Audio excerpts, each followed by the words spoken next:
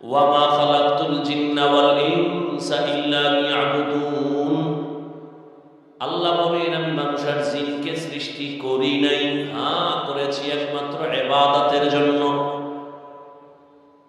লা তাআতা লিমাখলুকিন ফি মাসিয়াতিল খালিক। রহমতের নবী বলেন আল্লাহকে বেজার করে ভিন্ন কাউকে মেনে নেওয়া, কারো কথা মানা হারাম। আল্লাহকে অসন্তুষ্ট করে মা বাবার কথা মানা হারাম। আল্লাহকে বেজার করে পীরের কথা মানা হারাম। আল্লাহকে বেজার করে শিক্ষকের কথা মানা হারাম। আল্লাহকে বেজার করে নেতা নেত্রীর কথা মানা হারাম। এক কথায় দুনিয়ার সবাইকে বেজার করা সম্ভব, আমার আল্লাহকে বেজার করা সম্ভব না। একথা একমত? একমত, কিন্তু মানেন না। কেমন? দাড়ি রাখলে আল্লাহ খুশি, আত্মীয় স্বজন বেজার।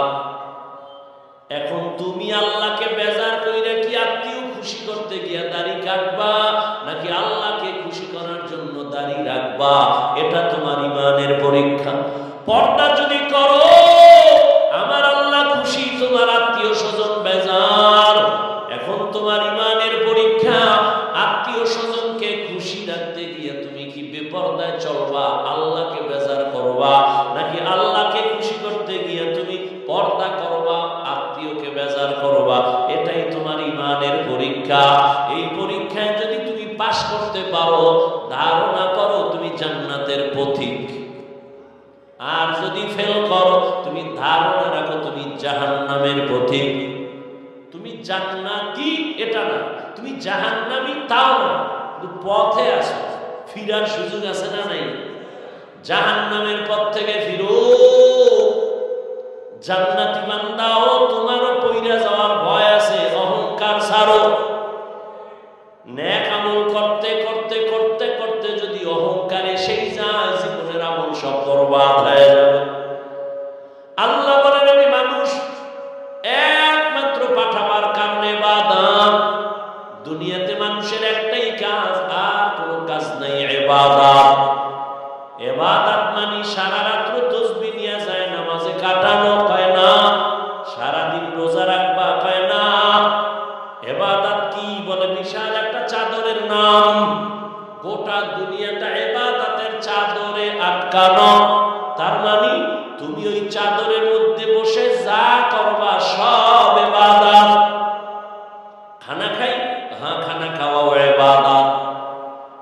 জমিনে তুমি যা করবা সব ইবাদত।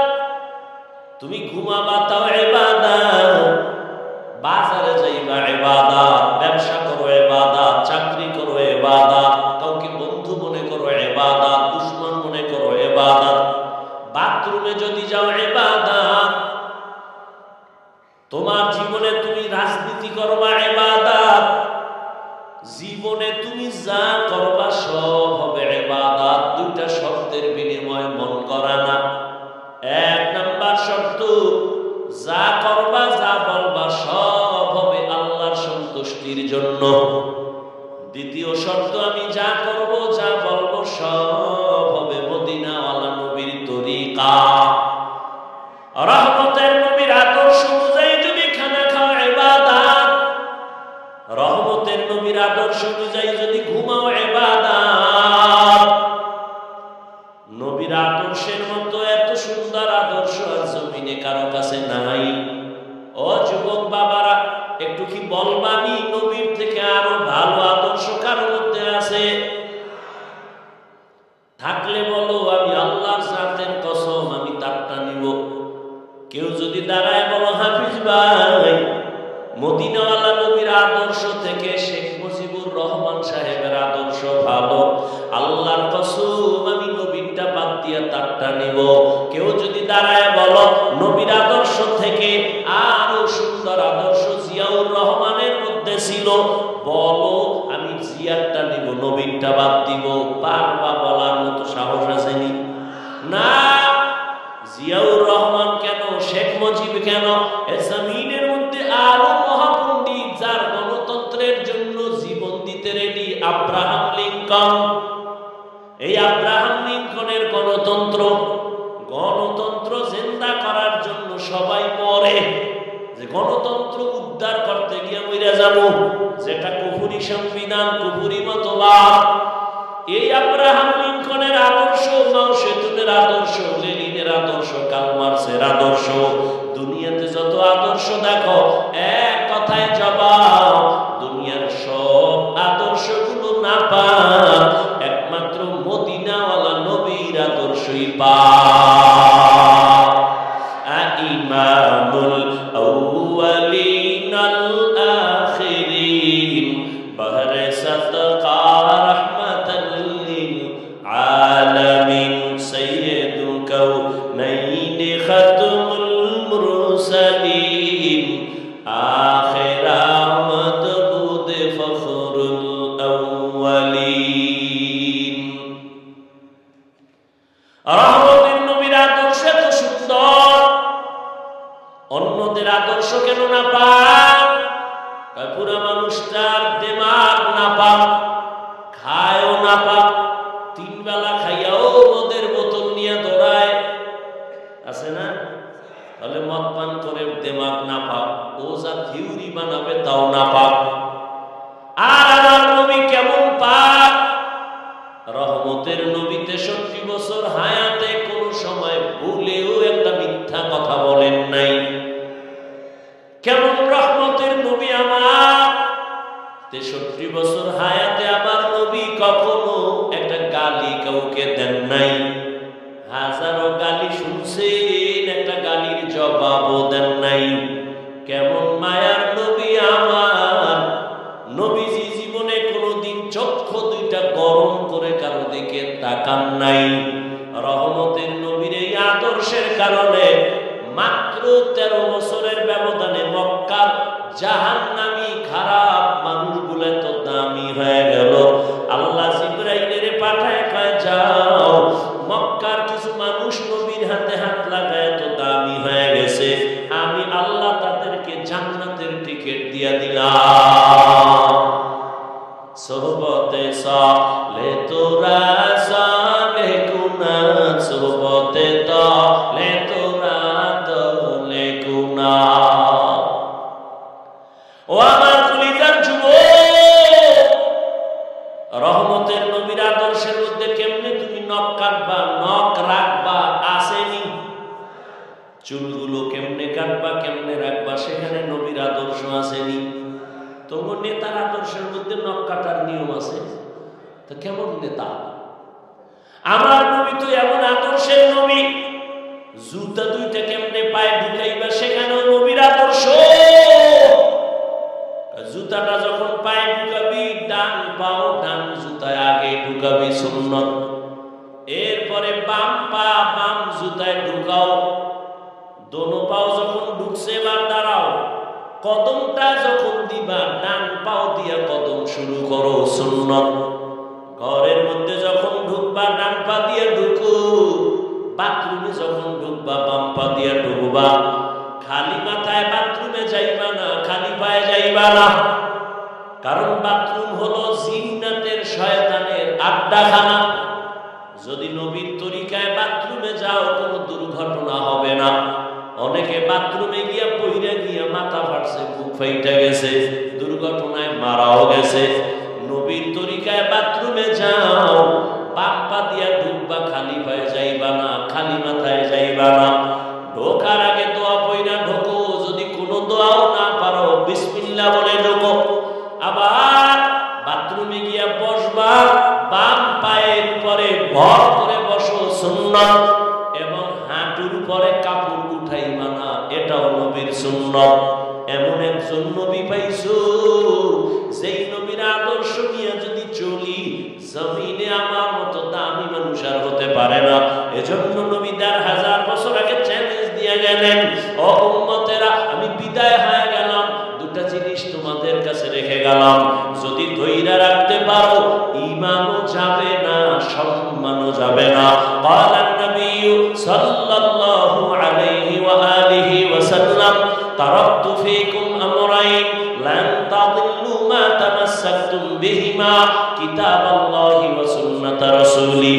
দুই জিনিস ধরে রাখ, গুণে সম্মানও কমবে না, ঈমানও যাবে না। এক হলো আল্লাহর কোরআন, দ্বিতীয় হলো পয়গম্বরের আদর্শ সুন্নাত। ১,৫০০ বছর পরে তাকাইয়া দেখো, যার কাছে কোরআন আছে, নবীর আদর্শ আছে, তার কাছে ঈমানও আছে, সম্মানও আছে। লোকটা আলেম না, এই আলেম না, মাদ্রাসায় পড়ে নাই, কিন্তু আলেমের মোহাব্বত কইরা দাড়ি রাখছে, টুপি মাথায়, হজ করেছে, মাদ্রাসায় দান করে, মসজিদে দান করে, আযান হলে মসজিদে যায়, নিজেও মসজিদ বানায় ফেলছে। খবর নিয়ে দেখো, এই লোকটা দুনিয়ার লাইনে কোনো দল করলো, তার উপরে কোনো বিপদ নাই। শুধু নবীর আদর্শের কারণে মাদ্রাসায় না পড়িয়া, আলেম না হইয়াও তার সম্মান আছে না নাই? শুধু নবীর আদর্শ তার কাছে থাকার কারণে। ও আল্লাহর বান্দারা, ও যুবক, তোমার মতো কত যুবক নবীর আদর্শ মানতে গিয়ে, তো আমি কিন্তু এই কথা বলি নাই স্কুলে তালা লাগায় মাদ্রাসায় আসো, পাঁচকুল্লি লাগাও, তাবলিগে যাও, কওমি মাদ্রাসায় যাও, না হয় জান্নাত পাইবা না, এই কথা বলি নাই, বলবো না। বরং আমি তোমাকে সাহস দিয়া দোয়াও করি, দোয়া কবুলের সময় এই মুহূর্তে বলতেছি, বাবা স্কুলে পড়ো আলহামদুলিল্লাহ, কলেজে পড়ো আলহামদুলিল্লাহ, চাকরি করো, ব্যবসা করো আলহামদুলিল্লাহ, ওইটারে তুমি ইবাদত বানায় চলো, দেখবা ডাক্তার হইয়াও জান্নাত রেডি, ইঞ্জিনিয়ার হলেও জান্নাতের পথ খোলা, ব্যবসায়ী যদি হও জান্নাতের পথ খোলা। যদি ইবাদত হিসাবে ব্যবসা করো, ইবাদত বানায় যদি ব্যবসা করো, নবীর আদর্শে লেখা দাও, বিক্রি করা মাল ফেরত নেওয়া হয়, যারা লেখে হয় না, এই ব্যবসায়ী ধোঁকাবাজ। দোকানে বিক্রি করা মাল ফেরত দেওয়া হয়, আযান হয়ে গেলে সাইনবোর্ড লাগাও, নামাজের বিরতি, দোকান বন্ধ, কাস্টমারের সাথে মিথ্যা বলবা না, ধোঁকা দিবা না। নবী বলেন, তোর জন্য সুসংবাদ, আত-তাজিরুস সুদুকুল আমিন মা'আন নাবিয়্যিনা ওয়াস সিদ্দিকিনা ওয়াস শুহাদা। ও ব্যবসায়ী যারা সত্যভাবে চলবা, আমি নবী ওয়াদা করলাম আমার সাথে জান্নাতে থাকবা। তাহলে ব্যবসা করে জান্নাত পাওয়ার রাস্তা আছে?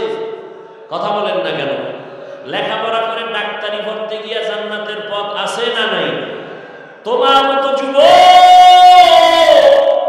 জীবনে মাদ্রাসায় পড়ে নাই, স্কুল কলেজে পড়ে, ডাক্তারি পড়ে, ইঞ্জিনিয়ারিং পড়ে, ব্যবসা করে, চাকরি করে, যুবক বাবা তুমি সাক্ষী দাও, তোমার লাইনে জেনারেল শিক্ষিতরা, পাঁচ বেলার নামাজি, দাড়িওয়ালা আসেনি। সত্য কথা কও। তাহলে তুমি দরজা জানালা আটকাইয়া তোমার জুতা হইলে কপালে বাইরেও যে আমার কপালটা তো খারাপ কেন? আমার মতো যুবক স্কুল কলেজে পড়িয়া নামাজ পড়ে, আমি পারি না কেন? আমার কপালে কার অভিশাপ লেগেছে? তোমার মতো যুবক রাস্তায় গাড়ি চালায়, দাড়িওয়ালা, নামাজ পড়ে, অভাব নাই, বলো তুমি কেন পারো না? তোমার মতো যুবক RAB, army, police, BDR, doctor, professor, engineer, নামাজি, দাড়িওয়ালা, তুমি কেন পারো না? তুমি কেন পারো না রে বাবা? ও বুড়া বাবা, আপনার মতো কত বৃদ্ধা বাবা লাঠি হাতে নিয়ে মসজিদে গিয়ে পাঁচ বেলার নামাজ পড়ে, আপনি কেন পারেন না? ও শেরপুরের আম্মা জানেরা, পর্দার আড়ালের বোনেরা, আপনার কপাল কত ধন্য! আপনারা নবীদের মায়ের মতো দামি মা, সাহাবায়ে কেরামের মায়ের মতো দামি মা, হাফেজে কোরআনের মায়ের মতো দামি মা।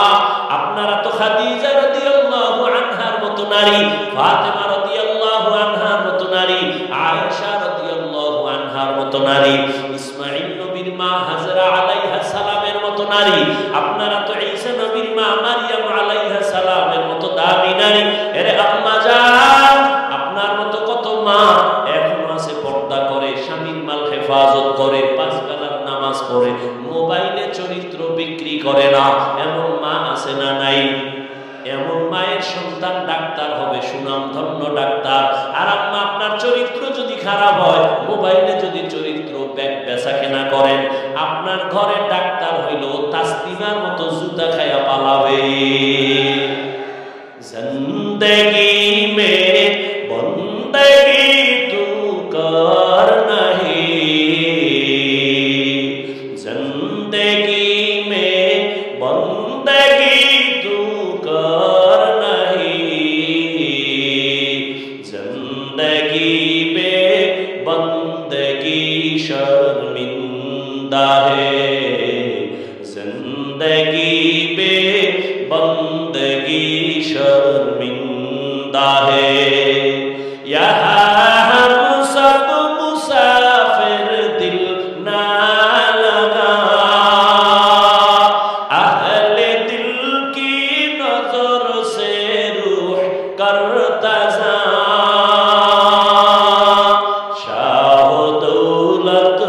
सब फकीर घर नेक नेहे, शाह दौलत सब फकीर घर नेक नेहे, जिंदगी में बंदगी तू कर नहीं,